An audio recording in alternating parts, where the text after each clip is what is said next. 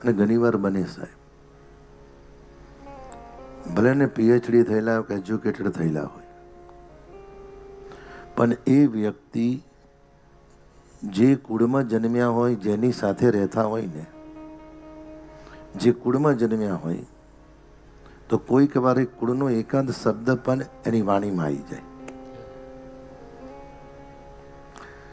જેની સાથે રહેતા હોય, જેનો સંગ કર્યો હોય, એની મિત્રતાનો પ્રભાવ પણ એ વ્યક્તિમાં આવી જાય. કહ્યું ને,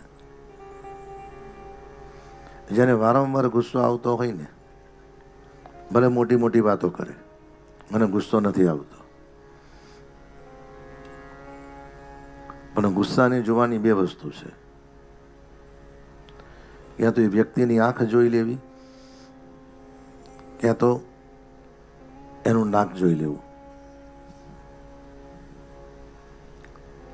અંદર ગુસ્સો પ્રગટ થાય ને બહાર ના નીકળે, એટલે સૌથી પહેલા એ બોલે એટલે બોલવા એને બોલે એટલે એની વાણીમાં એનું નાક ફૂલવા મળે. એનું નાક ફૂલ સમજવાનું અંદરથી ગુસ્સો તો છે, કાં તો એની આંખ પરથી ખબર પડે. વ્યક્તિ ભલે ને ગમે તેટલી જ્ઞાની ને ગમે તેટલી એજ્યુકેટેડ હોય સાહેબ, પણ ભગવદ અનુગ્રહ ને ભગવત શરણાગતિ વગર ભગવાન એ વ્યક્તિમાં વિવેક આપતા નથી. રાધાજીની શરણાગતિ અલગ છે, મીરાની શરણાગતિ અલગ છે, ગોપીજનોની શરણાગતિ અલગ છે. કહ્યું ને,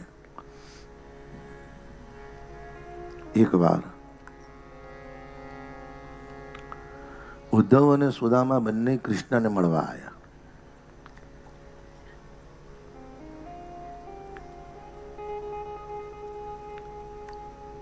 ભગવાને ઉદ્ધવજીને કીધું સામે બેસો,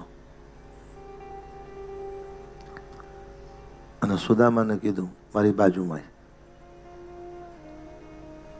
ઉદ્ધવ તો પીએચડી અને બહુ ભણેલા ને પાછું ખોટું જલ્દી લાગે.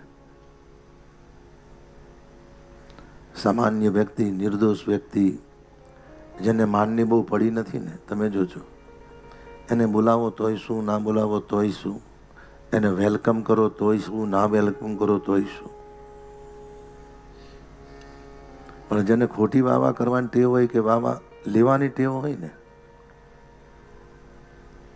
એના સમય સમયે સ્વરૂપ બદલાય. એટલે ભગવાને ઉદ્ધવજીને કહ્યું તમે ત્યાં બેસો, સુદામાને કહ્યું મારી બાજુ. ઉદ્ધવ તો બધો વિદ્વાન પાછા, અને કહ્યું ને, જે બહુ બનેલા હોય ને, બહુ એજ્યુકેટેડ હોય ને, ભગવાનની ભૂલ કરે સાહેબ. બે પ્રકારના માણસો, એક તો વધારે એજ્યુકેટેડ હોય તોય દુઃખ,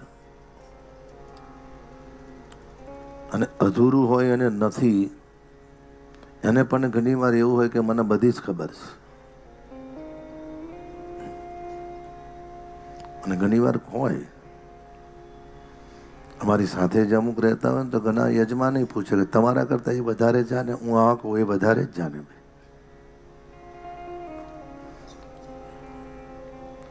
એ અમારા કરતા વધારે, હું એને કહું એ વધારે જાણે છે એટલે એ બરાબર છે, હું મારી જગ્યાએ બરાબર છું.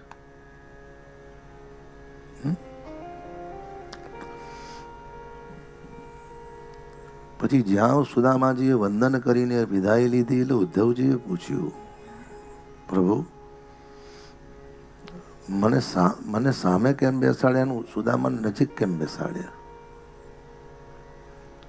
ભગવાને કીધું ઉદ્ધવ, નિકટમાં સ્થાન બધાને અપાય, હૃદયમાં સ્થાન તો કોઈકને જ અપાય. નિકટમાં સ્થાન તો બધાને અપાય, પણ હૃદયમાં સ્થાન એને જ મળે છે જે માગવાથી મળતું નથી, બોલવાથી મળતું નથી, દેખાડો કરવાથી મળતું નથી, ખોટી સેવા કરવાથી મળતું નથી, મસ્કા પાલિશ કરવાથી વાવા કરવાથી મળતું નથી. એ તો ખબર જ હોય, અને કવડે એને જરૂર છે એટલે આમ કરશે. કારણ કે અનન્ય શરણાગતિ અને હૃદયમાં સ્થાન મેળવવું એ વ્યક્તિ પર ડિપેન્ડ નથી, તમે જેને પ્રેમ કરો છો એની શરણાગતિ પર ડિપેન્ડ છે સાહેબ. બાકી વાતો તો બધા જ કરે, હું બહુ નજીક છું, આમ છે તેમ છે.